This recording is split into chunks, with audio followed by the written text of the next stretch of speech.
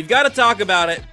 We have no choice but to talk about it. Welcome to Everything Else here on KCSN. I'm Joshua Brisco, joined right there by Tucker D. Franklin. We're going split screen from the beginning. It seems like it's the only fair way to do things. As always, Everything Else is brought to you by KC Cannabis Company. Appreciate our friends over there. Got a super chat right out of the gate here from Sir Hunks-a-Lot.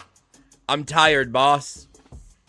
I appreciate it. The message and the offering there.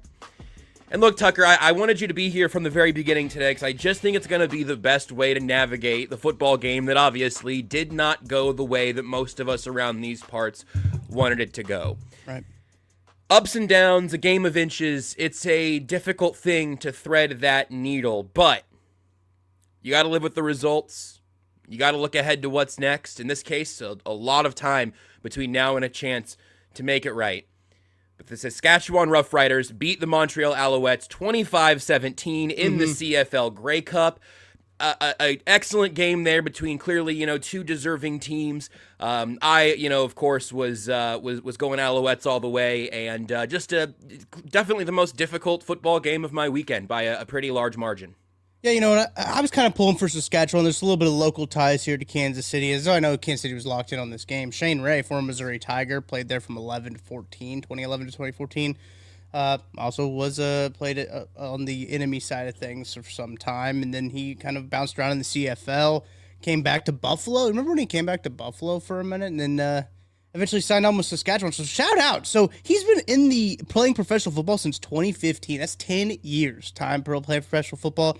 He was on Saskatchewan. He had 14 tackles this year, 5 sacks, kind of a situational pass rusher for Saskatchewan. Sacks. Yeah, I mean. So a lot better than some other pass rushers in Kansas City. Yeah, it's not easy. But it isn't easy. But shout out to Shane Ray getting a Grey Cup under his belt. He played for Toronto before. He was a Alouette before going on to Saskatchewan and winning the Grey Cup. So very big time for Kansas City. I know everyone was probably locked in on that game. From Shawnee Mission, Kansas, went to Bishop Miege. Good story from Shane Ray there. Great story. It's something else also that jumped out to me that I think I may have learned this at some point, but it just doesn't really add up. The thing that baffled me as I was tuned in wire to wire of the game was every time they told me that it was the 112th Grey Cup. I had for a while I was like, wait a second, are they doing like 2 of these a year? Is there like an in-season tournament that's also called the Grey Cup that I don't know about? Is this like a soccer thing? But no, the first Grey Cup was in 1909. The first NFL season, which was at the time, I believe, the American Professional Football Association, was in 1920. We call it American football. Should we be calling it Canadian football? I think they got a great claim to it, truthfully. It was a very good game. I always think it's funny that the goalposts are at the front of the end zone, and the end zone's 20 yards long. That is always. I love funny. that. I think that's great. Yeah, no, it's always good. It's like the best middle linebacker on the team is the goalpost, and it's perfect. It is a sport that is very fun. Obviously, there's some different quirks with it. I think the field is wider, as well as they have motions where you can just run at the line of scrimmage. You can't do that in NFL football. But no, it's great. It's good atmosphere for the Grey Cup. There always is. Big fanfare, huge event for Canada. So it's good that there was a little bit of local Kansas City ties to it. Yeah. Anything else from you this weekend? I have a couple little things, nothing super crazy, but I watched Drive, the 2011 movie. I just felt like one of those movies that I hadn't seen and seemed like something I would probably enjoy. It was kind of interesting to watch that, realizing what I would have been thinking if I would have watched it when it came out in 2011. Right. Seems like one of those movies, maybe even kind of like a borderline Fight Club situation where it's like you need to have your brain fully developed before you watch this and let it be too impressionable upon you where you're at. Less so than Fight Club. I don't think Drive was working with nearly as many layers, but it is kind of funny. Like, I know that if I would have watched in high school, I would have been shopping for the Scorpion jacket shortly after watching the movie. I was already on the verge of having, like, driving gloves. They just seemed cool. I watched it on Friday as a 30-year-old man, and it was just like, isn't she married? Is she wearing silly bands? Which I believe she was. That was a blast from the past. That was awesome. the age-old question, do these two characters have chemistry, or are they just both sad and hot? I think Drive was mostly reliant on the latter, but a great cast, and I enjoyed watching. It was also, honestly, Tucker, and I know you've been on this, it was a reminder to me how much more I enjoy the feeling of watching a movie. 90 minutes to just looking at the one screen and sticking with one cohesive story and one piece of art. Yes. Better for my brain than watching 90 Instagram reels, I guess. Who would have thought? Who would have thought that having to watch a whole entire TV series in 60-second clips would not be good, but you could watch it all, actually, if you sit down and watch for it. I did just try to look up if Silly Bands, you can still buy them. I believe you can. Their website is active. I was Googling. I paused the movie to like, is Silly Bands still a thing? It was early on, and I'm pretty sure she was wearing them. Silly Bands, I mean, we were trading, bartering. We were learning capitalism early as children, talking about with Silly Bands. They got a Black Friday sale actually coming up. So are we going to bring back Silly Bands? Is that I'm 100% down. I definitely had some. I don't think I was ever, and this is not very capitalistic of my childhood friends. I think I was probably given some at some point. So I don't remember, but you know what? No, that's not true. I think my mom at some point, or maybe it was a Christmas present or something, there were like sports ones. I just remember there was an arrowhead. Hold on, there was it was like a triangle with like a thing on the end. It was like this shape. Oh, god dang. Oh, Tucker. The Chiefs played yesterday. I forgot the Chiefs played yesterday. Yeah, they did, didn't they? Should I talk about that? I guess I should. All right. Well, you've already talked about this game a lot. If you want to just if you want to go lay on the couch or whatever, and I guess I can monologue for a little bit. I'm sorry, everybody. I should have written something down, or I guess I am groggy. They lost to the Broncos yesterday. They lost to Bo Nix? How did that happen? Bad day for me on social media, I'm not going to lie. I'm getting cooked out there, chat. Like, they are letting me have it. And Tucker, I deserve it.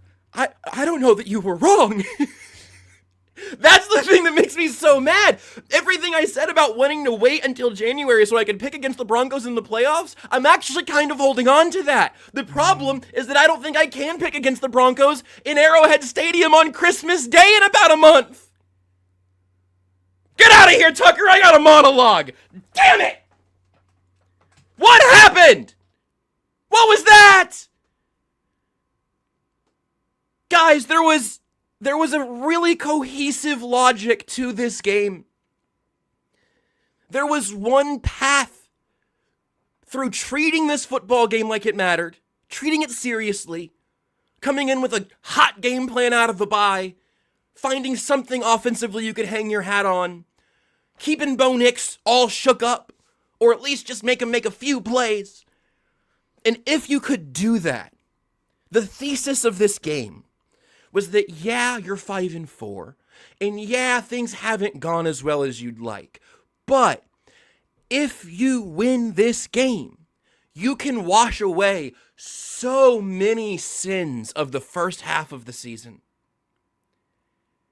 And instead of doing that, yesterday the Chiefs added a few more. I don't want to get overly religious in the imagery, but I don't think there's another confession coming. You had your bye week to bring a real fastball, to find some bit of offensive identity, to game plan for Bo Nix's Denver Broncos, and a Broncos defense missing its best player. And the sins remain. And now it's worse. It's really, really, really hard to envision a path to the AFC West. So for all intents and purposes, unless the Broncos absolutely implode the rest of the way and the Chiefs win out, the AFC West championship streak ends at 9. No double digits. It'll end at 9, barring an outside chance of a mathematical improbability. Still open there, but it's unlikely. We're now talking about the wild card standings. And I'm going to say this just for the bit of perspective so we can keep this in the back of our heads as we go. I got more good news, bad news for you. The bad news is the Chiefs are the 9 seed in the AFC right now. The worst news is that they absolutely deserve that. The Ravens are 5-5 right behind them. Just the tiebreaker going in the Chiefs' favor there, obviously. 5-5 Texans. 6-4 Jags. 7-4 Chargers. 7-3 Bills. We talked about this a lot and a lot earlier in the year. Everybody's the Chargers. It's all in the muck. Everybody's a different level on the ass list, but everybody's got a little ass. What? The Chiefs have completely bypassed an opportunity to rise out of that group. They're right there with everybody else. You're not locked in here with me. I'm locked in here with all of you. 7 teams have to make it. I don't know that the AFC South is going to end up with 2 playoff teams. Even though the Jags finally have an impressive win after their Monday night win over the Chiefs that set us into the first spiral, or maybe the second spiral of the year, honestly. They just absolutely shellac the Chargers. One of those teams is probably missing the playoffs. So I'll say on the front end, largely just built on the power of Patrick Mahomes, I think if I had to say right now, I think the Chiefs are probably a playoff team. Please don't hear me telling you to be excited about that statement, okay? Because they will be in the hunt.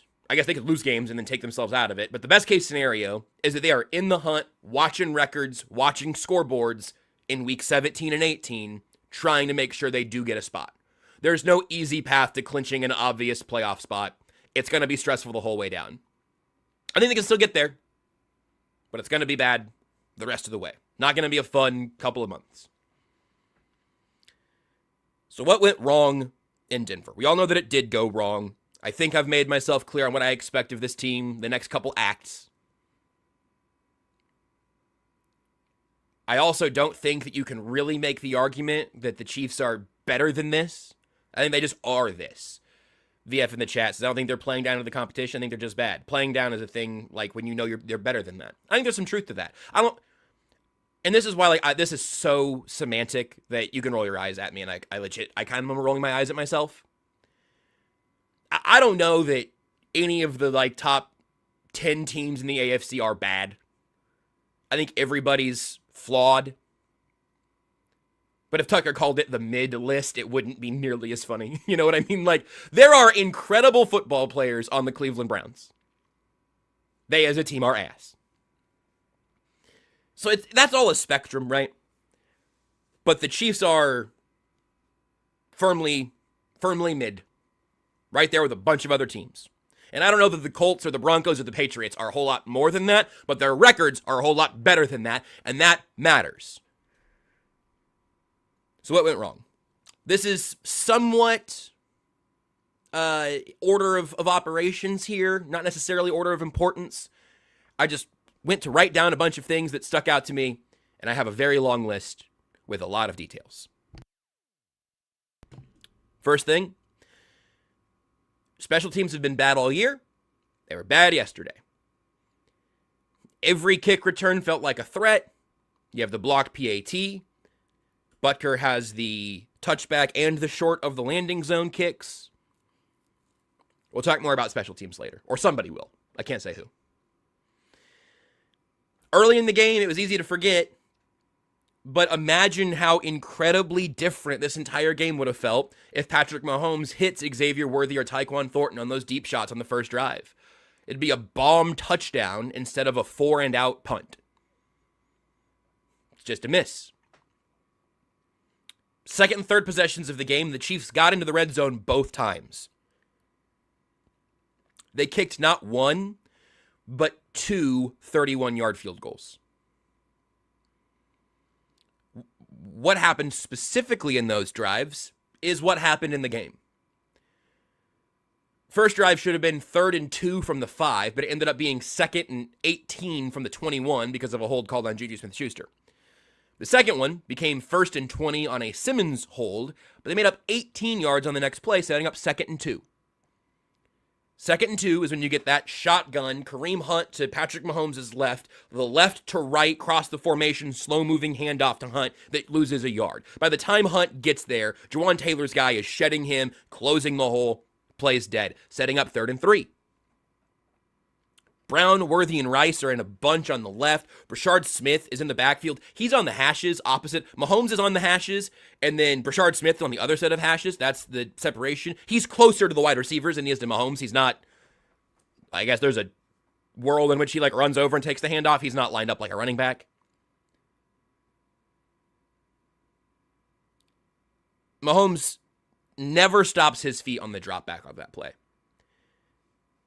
He drops too far, but the tackles were kind of losing deep. So I'm not saying Mahomes missed it. I'm saying his feet never slowed down. It was drop back, bail out, roll right, throw it away. Those two sequences, both in the red zone, both set back by penalties, both some questionable calls, both ending in 31-yard field goals. Then you have the pick six that wasn't. And after that, Mahomes goes to Travis Kelce 3 times for 39 yards, and they get to the 2-yard line with Kareem Hunt. But Jawan Taylor, and I think Trey Smith also, I didn't hear the TV broadcast, but I talked about it on the radio broadcast. Trey Smith is also lined up too far off of Creed, and maybe Jawan Taylor was lined up with Trey Smith and looked like they might have both been in the backfield. Again, it's kind of a hat tip to, I think Dan and Hughes was talking about that in the radio broadcast. Just sharing the blame, because I think everybody deserves a little chunk of it here. Nobody comes out with a clean report card. That Ariza was pretty good, I guess. I don't know. So they get to the 2, but Taylor and Trey Smith are lined up illegally. So instead of being at the 2-yard line, they move back and end up at the 22-yard line. It's a 5-yard penalty, and you lose a 15-yard gain. 20-yard loss. So instead of 1st and goal from the 2, Mahomes gets picked off on 3rd and 14, trying to layer it over to Elijah Mitchell. Just a bad throw, good defensive play, late breaking Elijah Mitchell check. That's probably a 7-point illegal formation penalty, but it's at least a 3-point interception. Skip to their last 2 drives of the game. 2 3-and-outs. One up 19-16 with 8 minutes left, and one tied 19-19 with 4 minutes. Obviously, the last stand for the Chiefs' defense was a nightmare. But the Chiefs' defense forced a 3-and-out and a 6-play, 19-yard field goal drive. A lot of field position nonsense in this game. They forced a 3-and-out and a 6-play, 19-yard field goal drive to get the ball back to the offense, and the offense answered with 3-and-outs. So yes, the last defensive drive went wrong. Spag sending 3 and spying on Bo Nix on 3rd and 15 was weird and bad. But the Chiefs defense did the thing where they give you the ball back and you can do nothing with it. They give you the ball back again, you do nothing with it. Then they break. Bend, break. Plenty of places to nitpick on the defense. But that's not the story to me. I'll read this from Mitchell Schwartz. He posted this on Twitter during or right after the game. Excellent offensive tackle, longtime member of this offense, played for Andy Reid. Mitch Schwartz said, "I'm not usually a, quotes, bad coaching guy because it's a results-based, after-the-fact feeling, but I felt like both sides had poor game plans. The offensive refusal to run the game through more under-center play, despite great success running the ball especially, frustrates the crap out of me." He said a lot more. I'm going to not read all of it. The thing that is existentially terrifying, or at least existentially frustrating. I don't know if I'm scared anymore. I think what I was scared of happened yesterday. So the thing that is existentially deeply frustrating This is the game after the bye. This looks like a team that needs another one. They came out, had penalties in all three phases, lack of execution in all three phases, not particularly logical game plans in all three phases. I don't think there's a boogeyman in this game. Frankly, it would be easier for everybody if there was. Sometimes talking about games from last season was relatively easy because you could say, well, everybody's hurt and their left tackle position is just a carousel. Easy enough. You win games tough, you win them close, your defense steps up, cool. All good. This is a frustrating game and a frustrating team and a frustrating season to try to diagnose because it's just too many things going wrong. I don't want to be in a place where you have to get perfection from Patrick Mahomes to get offensive success. I don't want to be in a place where you have to ask for the absolute perfect game plan from Andy Reid or Steve Spagnuolo to make an opposing offense or defense stumble against you. Andy shouldn't have to call his super secret final 3 note cards from the offseason of watching tape from the 1920 Grey Cup or whatever. There needs to be a floor in the offense. And to Spags, you don't want to live in a world where the only way you can realistically get pressure consistently is by dialing it up, which is going to end up making you pull some different levers in some different places. You see George Karlaftis dropping back at a sim pressure, and you go, great, well, now George Karlaftis is in coverage.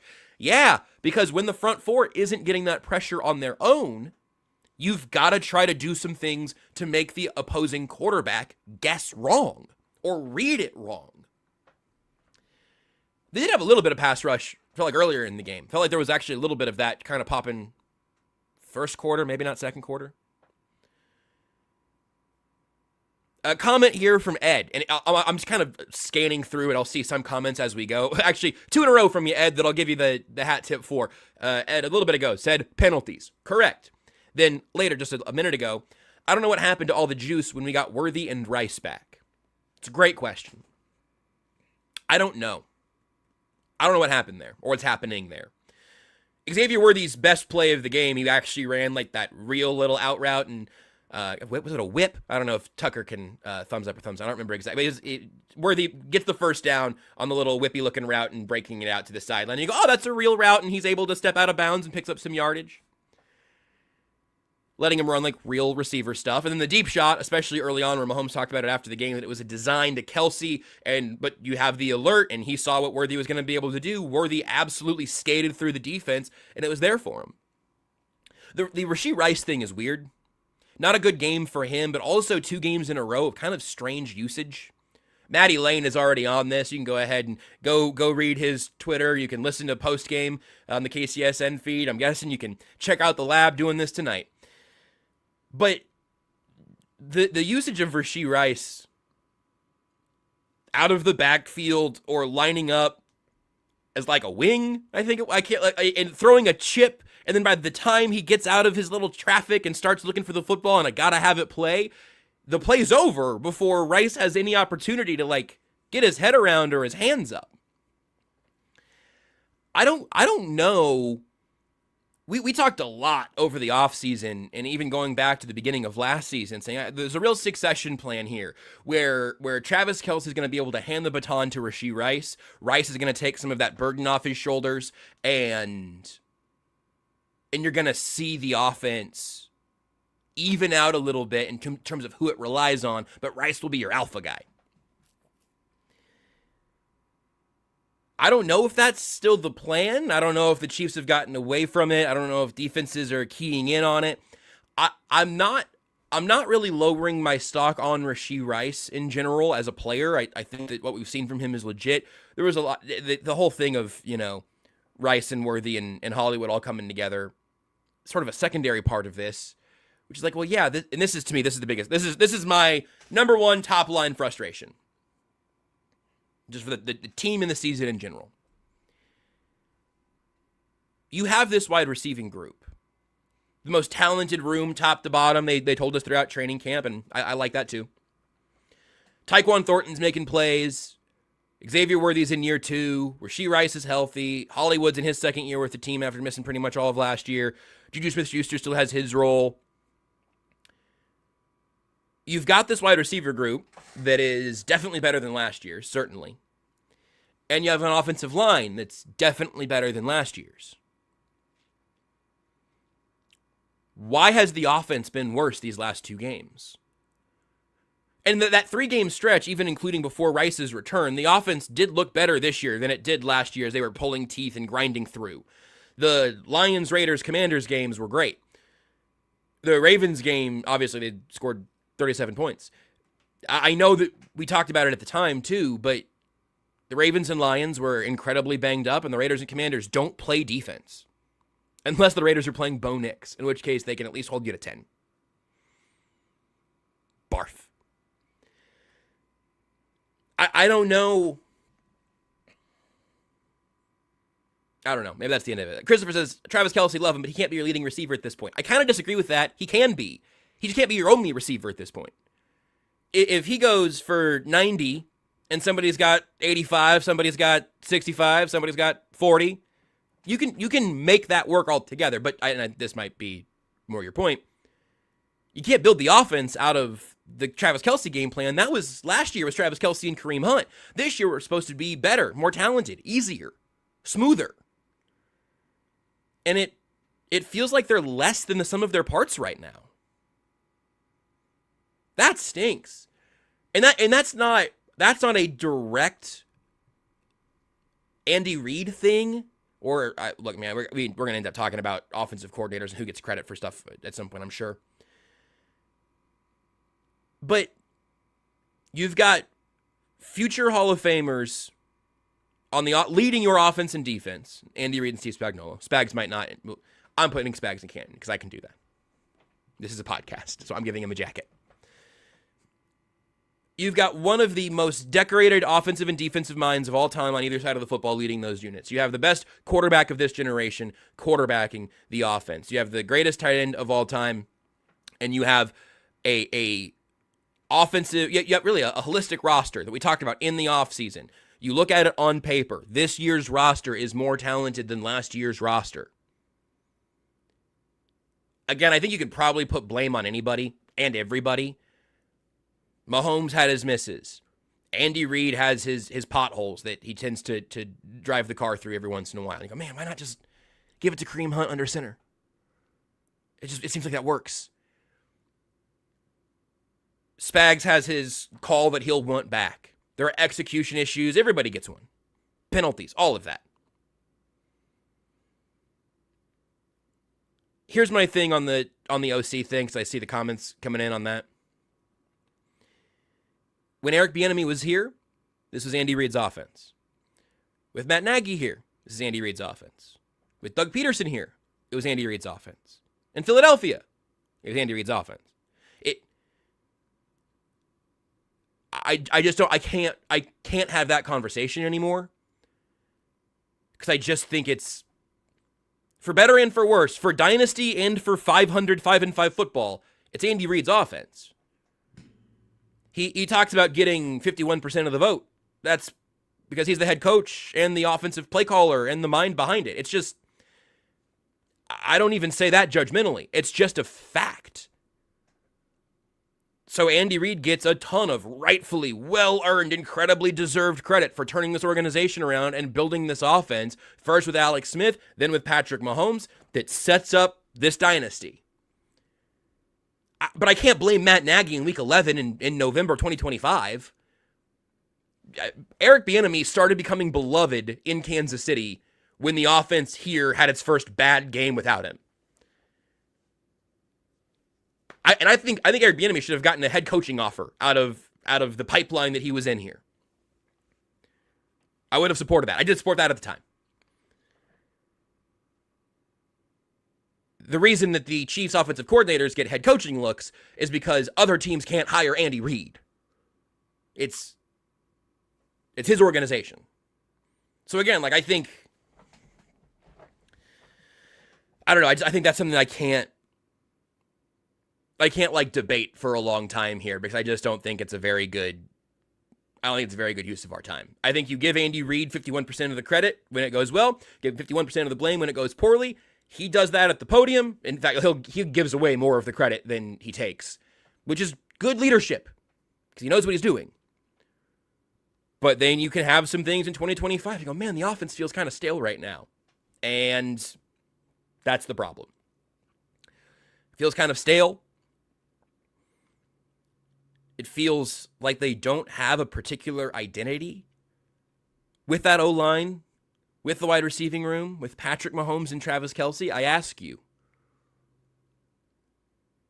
what are the Chiefs good at offensively? Or what are they great at? What's their best thing on offense? I don't know. You can say throwing the football. Patrick Mahomes throwing the football to Travis Kelce. Good. Yes, absolutely. But nothing's easy, man. I know we've covered this on 10 episodes of 5 different shows this year. But there's no easy button. There's no easy answer. I thought there was a chance we were going to get something looking like a more competent, more confident group and an easier answer to have coming out of the bye in this game against the Broncos. And it was the same story as it was going into the bye against the Bills. And you could say, oh, look, it's a regular season game against the Bills. Maybe they're thinking about January or some things will change in the bye week and the self-scout. Hard to follow that up with the performance that we saw yesterday. We'll take a timeout here, and then I'm going to, we'll just see what happens in the segment after that. Tucker will hop back in, and there might be a few more things to discuss from Chiefs-Broncos. But first, let me deliver you some good news. You've been here for 30-some sad minutes. Let me tell you about our friends at Kansas City Cannabis. You can check them out online at kccannabis.com if you are 21 years or older. It's for adult use only.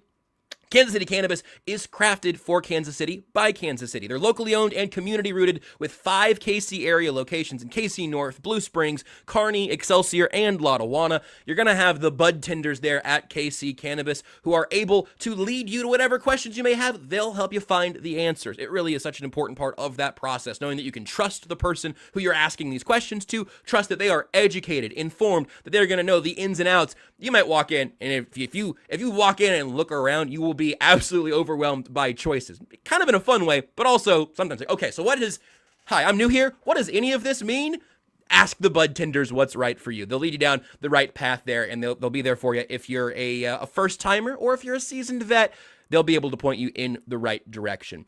They've been a great partner for us here on the show and a great partner of Kansas City itself. Check them out online at kccannabis.com. Looking for premium products in Kansas City? Whether you're new to the world of dispensaries or a seasoned enthusiast, we've got just what you're looking for. Proudly Kansas City owned and operated, with 5 convenient locations in Kearney, Blue Springs, Excelsior Springs, KC North, and Lake Lottawanna.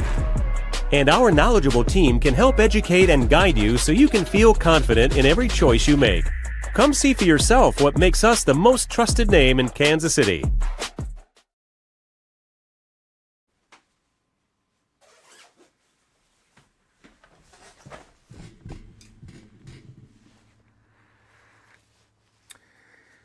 Hey, sorry. Josh had to go. I'm another guy. I'm in his house. Don't worry about it. I know I look like I'm doing a robbery or a crime or something. I'm not. For the audio audience, I'm a new guy in a different jacket, wearing a hockey mask and a beanie and my hood up because it's important to protect my identity, of course, but I'm not here doing crimes. I just want you to know that. Tucker? Tucker? Is that Tucker? Your name is Tucker Franklin, it says? Yeah, Tucker Franklin. Anklin. I'm a new guy, and I'm here to share some feelings that I have about Chiefs Broncos and some stuff. Can I run some stuff by you, Mr. Tucker? Yeah, go for it. I'm down. Welcome to the newest. I mean, as far as I know, the first edition of Nobody Clipped This. This is a safe space. Mm-hmm. The new guy, I actually kind of like Dave Tobe. Seems like a good hang. Seems like a fun guy. Yeah.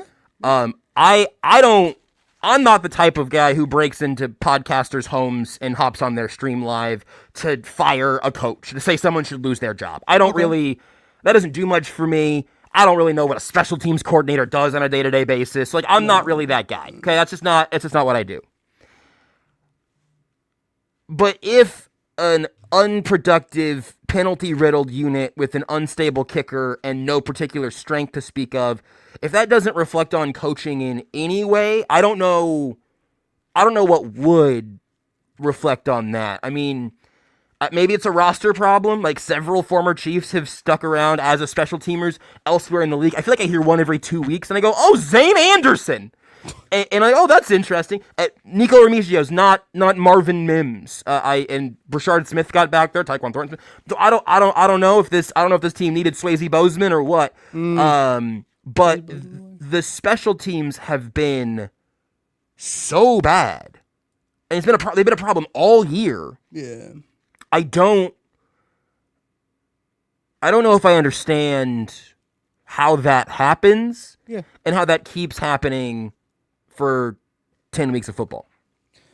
Well, I know that a lot of people do love Nico Remigio, and they do love his contributions to the team, but they have a guy who is taking up a wide receiver spot who they don't trust to play wide receiver. And this is an interesting question. Again, this is a safe space, so this is a question that I think needs to be asked. Is Nico actually a good returner? Does he just catch the ball and run forward? I think that there's a very legit question. If there were some returns that maybe he could have, scored if he was actually a faster player.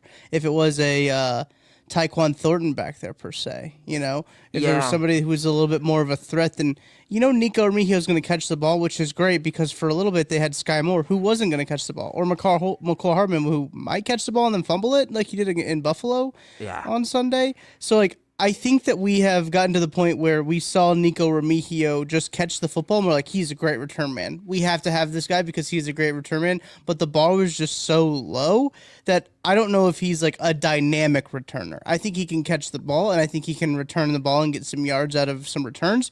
I don't know if there's anything dynamic about it that adds to an offensive unit that it already is kind of lacking some dynamicism. Yeah, maybe? That's great.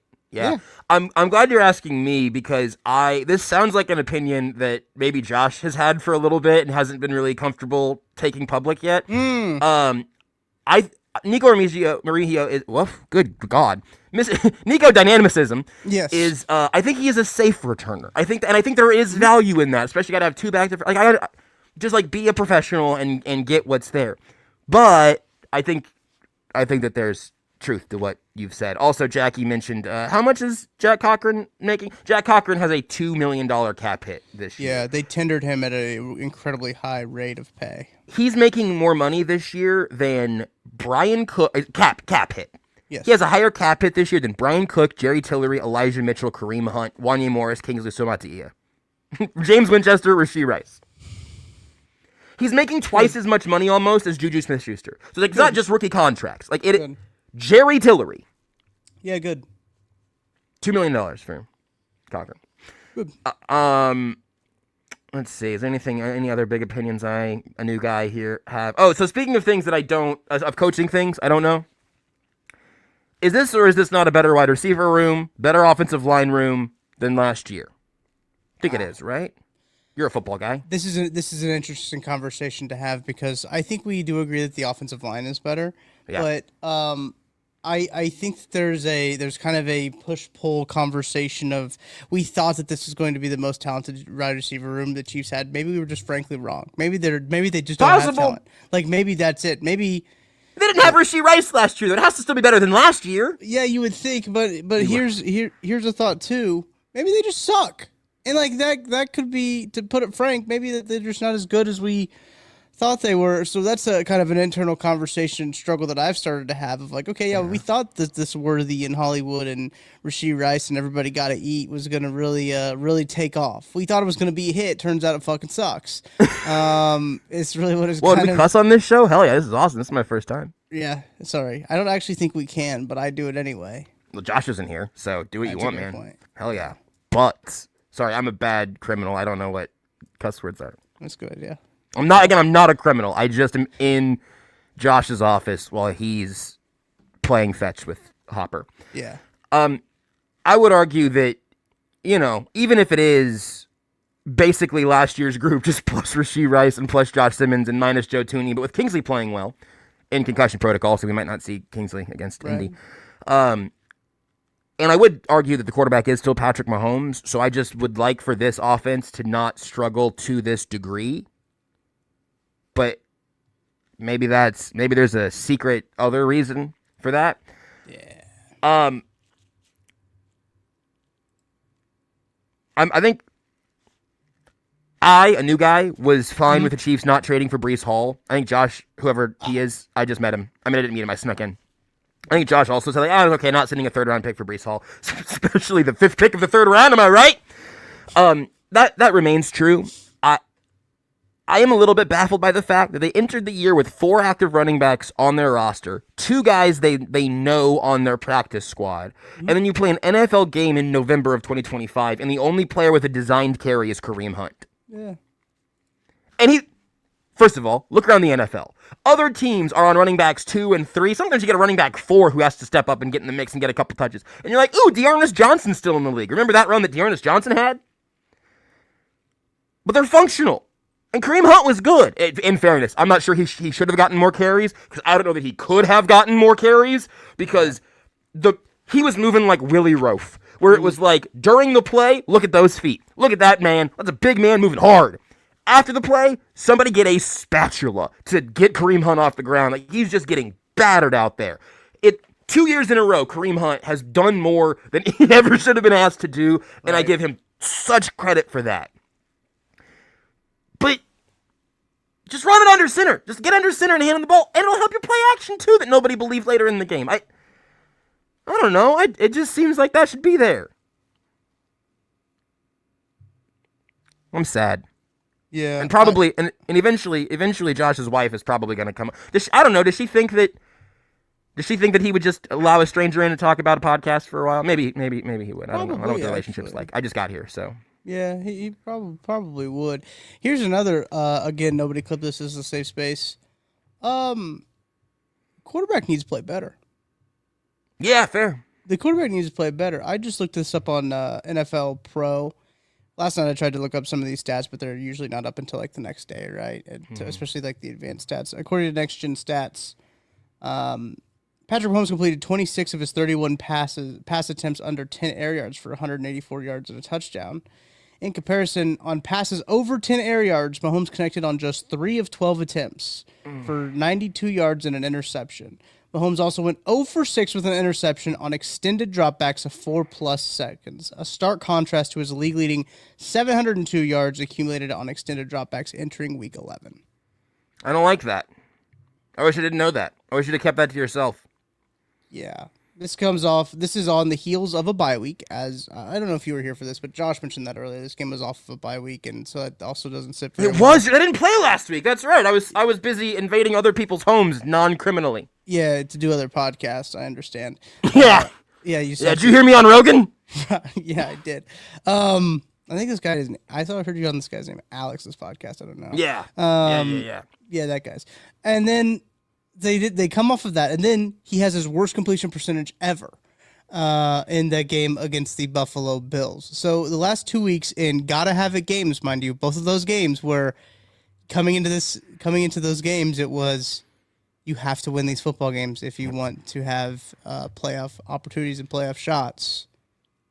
He plays like he has. I know it's an uncomfortable conversation to have. That's why we don't clip this. But the quarterback has to play better. Yeah. Well, look, I think we have solidified that I am and have always been the podcast bandit. I enjoyed my appearance here today. Seamus here said, "Do we hear you on a Pablo Torre podcast?" You did, but I can't tell you which one. I've been on one of those episodes, and I've got to go. I got Call Her Daddy here in about 20 minutes, so I got to actually get out of here before that kicks off. So I don't know. Do you guys do like a DraftKings thing or something? I don't know. Chiefs Kingdom, what is your favorite touchdown?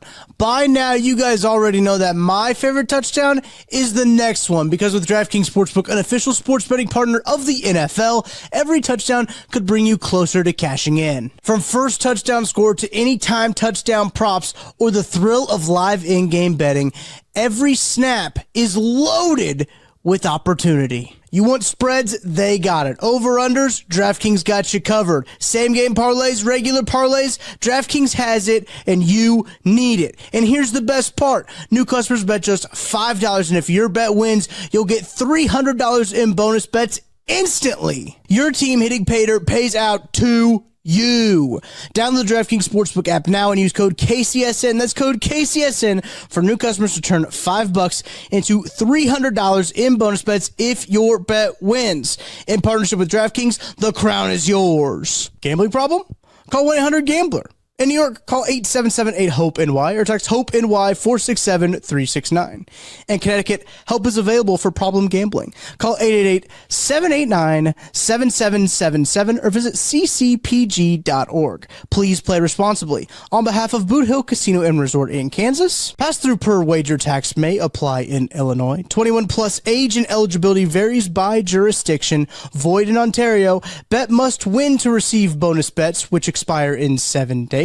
Minimum odds required. For additional terms and responsible gaming resources, see dkng.co/audio. Limited time offer. All of my stuff got moved around. What? What happened? Everything's in this. Nothing's gone. It's just moved. What happened? I went out. I took my usual 20-minute mid-podcast break. Right. And my seat's warm? Yeah. I guess I can listen to the podcast feed later. I mean, I guess anybody can listen to the podcast because they can just search for everything else with Joshua Brisco wherever they get their podcasts and grab the RSS feed there. And interesting. Okay, well, I guess I could go to jbbrisco.com for the Substack newsletter as well and see if there's anything there. That's very curious. Anyway. Tucker, I think I've got one thing that frankly I don't want you to talk about that thing, I'll be honest. Is it the thing that's a couple more steps down the Google Doc because I thought I was going to not talk about it? Yeah. I put it in the Google Doc as soon as I saw it as I was at the radio station yesterday. I was getting ready for pregame. I saw this tweet and I went, who thought this was a good idea? And I think just for the sake of fairness, professionalism, my belief in the truth, I think I'm still going to make fun of it. I think it's fair, and I also want to point out that this isn't the first time that that there's been a tweet about a game that the Chiefs have played in this regular season that's been made to that point. There was another game on Monday Night Football earlier this year that was made like this. Certainly was. Yep. So Adam Schefter tweets out, Broncos officials. So first of all, we're actually going to go and break it down. Yeah. That's who this came from, okay? Because the first three words are Broncos officials consider, and I couldn't text Adam Schefter and be like, Broncos officials are considering, blah, blah, blah. This is, somebody wanted this out there. Broncos officials consider Sunday's game versus the Chiefs the biggest NFL game in Denver in almost decade, the tweet reads, upon further review. Almost decade. Since the 2016 AFC Championship game, in which Peyton Manning and Tom Brady squared off against each other for the final time in their NFL careers. On that day, Denver beat New England 20-18 to advance to Super Bowl 50. Yep. I think putting that out pregame is crazy. Still true. What would be the point of having Adam Schefter put out a little promo for a game that everybody's already watching at 325.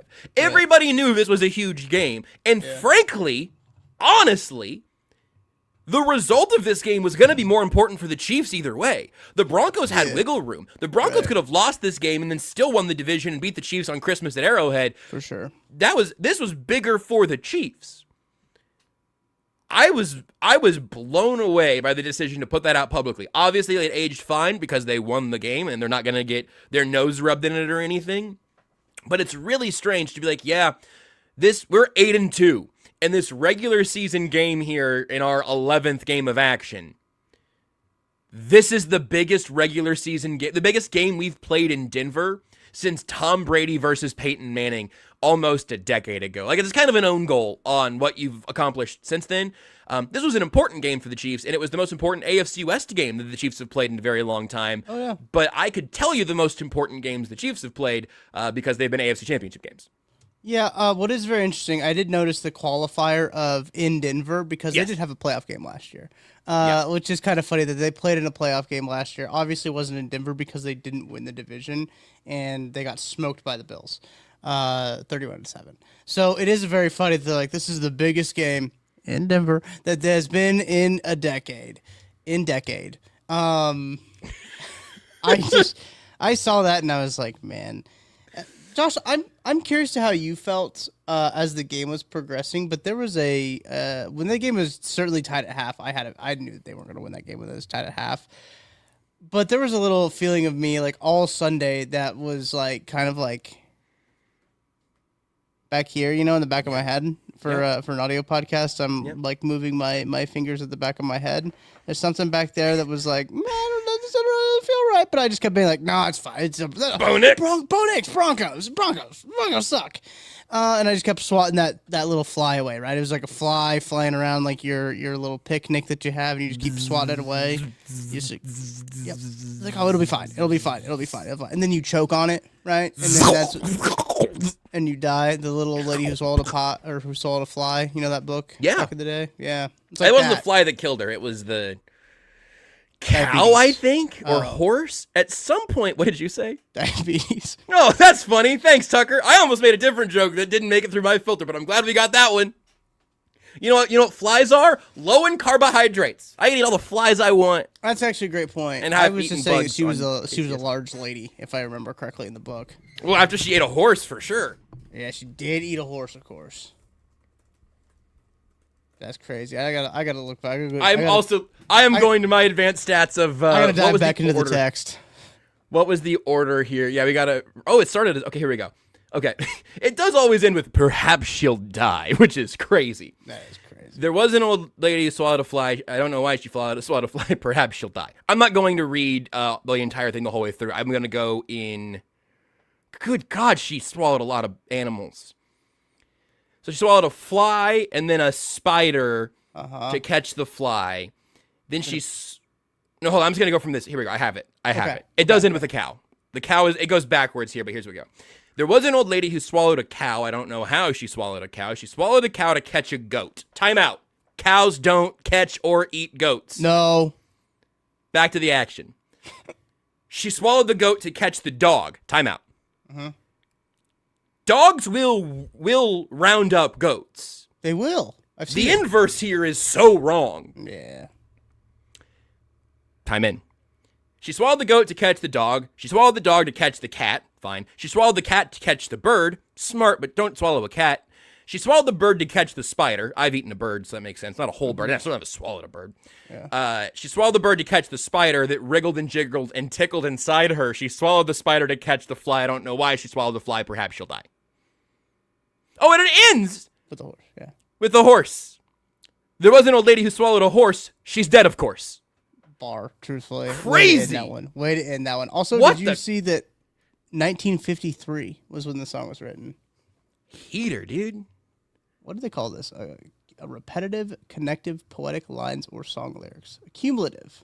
This is credited to Burl Ives?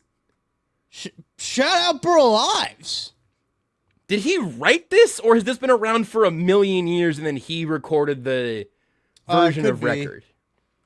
It could be. The earliest reference in the British newspaper archive to a song about a woman who swallowed a fly comes in an 1872 report in the era. That makes sense. Okay.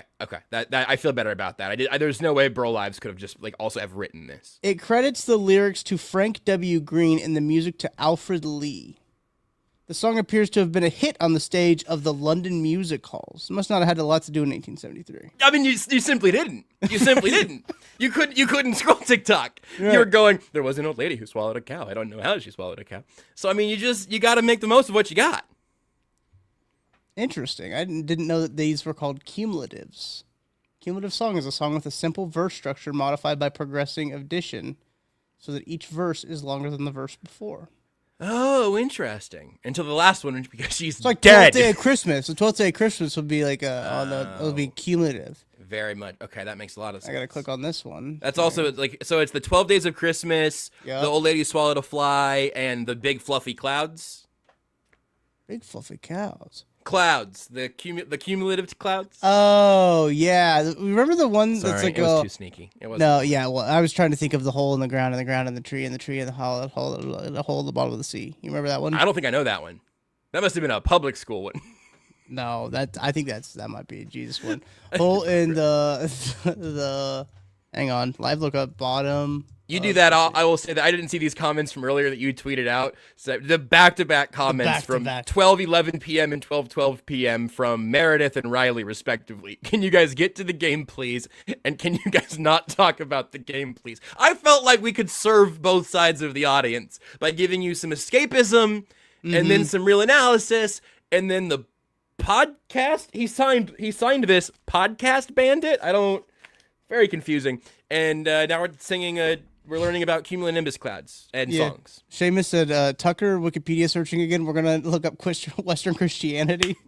Let's do it.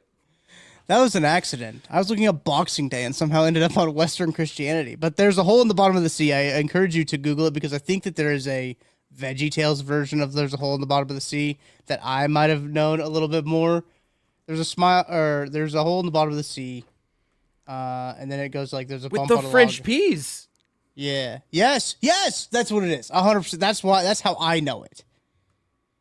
And I obviously can't hear it right now, but I do imagine it goes, there's a hole in the bottom of the sea. Uh-huh. That's 100% how it goes. That just I can hear the French peas, and I can't quite do it.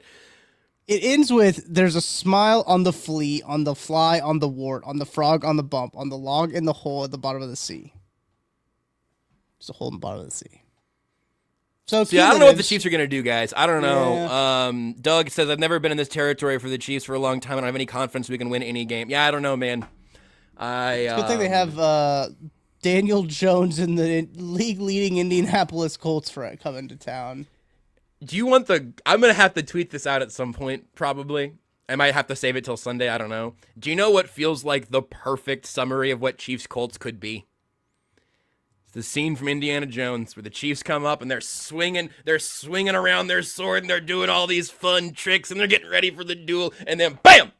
Mm-hmm. Indiana Jones solves it in one. Yeah. The Chiefs don't have that response right now. That's the problem. It's all swords swinging and swallowing flies or cows or whatever. None of this matters. Jackie says, remember when people were questioning the Anthony Richardson benching? I do, Jackie, because people were me. Yeah, why would nobody in their right mind thought Daniel Jones would be doing what Daniel Jones is doing right now? If you said, I know Daniel Jones is going to be a good quarterback, you are lying.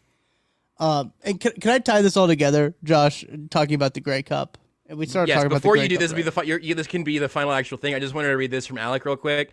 Fun fact, the VeggieTales vegetables never say God loves us because vegetables don't go to heaven. Instead, they address the audience and say God loves you. I believe Alec is telling the truth there. Oh, I 100% believe him. That's crazy. I've always assumed vegetables went to heaven. Yeah, I was going to say, it's the fact that vegetables have cognitive awareness that they know that they don't go to heaven is kind of wild. It's kind of messed up by God on that point to give them that little bit of free will to know that they don't go to heaven. All dogs go to heaven, but conscious vegetables don't. You will not find a cucumber in heaven. The actual reason, by the way, isn't that vegetables aren't cognitively able to choose their faith. It's even worse than all vegetables actually go to hell. And Bob and Larry know that, and they still do it. They're trying to earn their way into heaven, but they can't. Easier to thread a cucumber through the eye of a needle. Scott in the chat says cucumbers are terrible. Good news. How do you feel about pickle?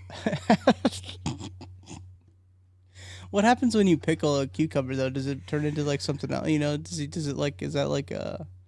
I don't think it changes its soul or lack thereof. Maybe not, unfortunately. I don't know. For them, I saw somebody ask what pick the Chiefs have in the draft. I'm looking at it. Oh, they have 17 right now. They're pick 17 in the draft. I don't want that. I would rather than pick 28 than 15. I don't want to live this life this way. You guys remember when the Chiefs had that motto AAF? Yeah, I couldn't remember what it was. I saw it on a T-shirt, and I couldn't remember what it meant. Well, it means aggressive as fuck, and that has not happened. It does? Yeah. That's great. Scott says dill pickles are awesome. Heavenly even. You watch your mouth. Don't say something you're going to regret. I think bread and butters are better. I'll say it. Wow, I love pickles. But that's something that I'm going to have to atone for when that day comes, you know?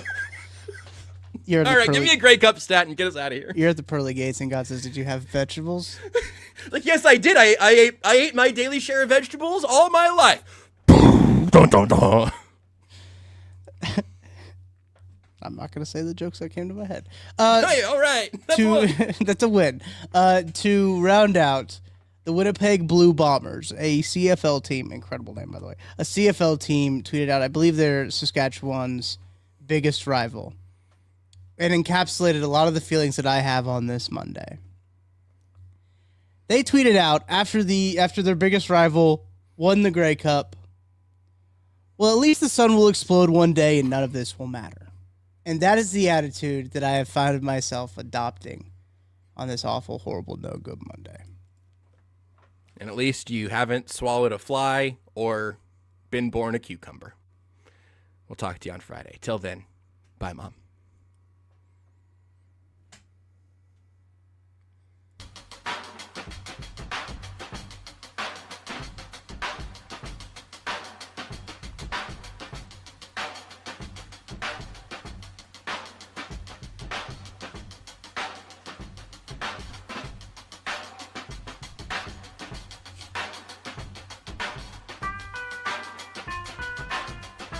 I usually say something here, but I feel like we've already kind of gone off the rails, and I just had to make a joke directly to Tuck because I wasn't comfortable bringing it to the show. Sorry. Tuck, you want to sneak in one more joke? You need to say something funny before the music ends. Who's your favorite VeggieTale? Were you I was a big Larry Boy guy. I can't believe he was working for the devil. Larry Boy was a good one. There's every now and again I get the SUV song stuck in my head. Whoa, you and me in a sports utility vehicle. That gets stuck in my head every now and again. I used to know the entire Boys in the Sink song from the Jonah movie, Belly Button song. Oh. Something. I don't got a belly button. Belly button, no. Oh, no. I remember I thought that was the biggest thing someone could have, not having a belly button. Little did I know they were vegetables.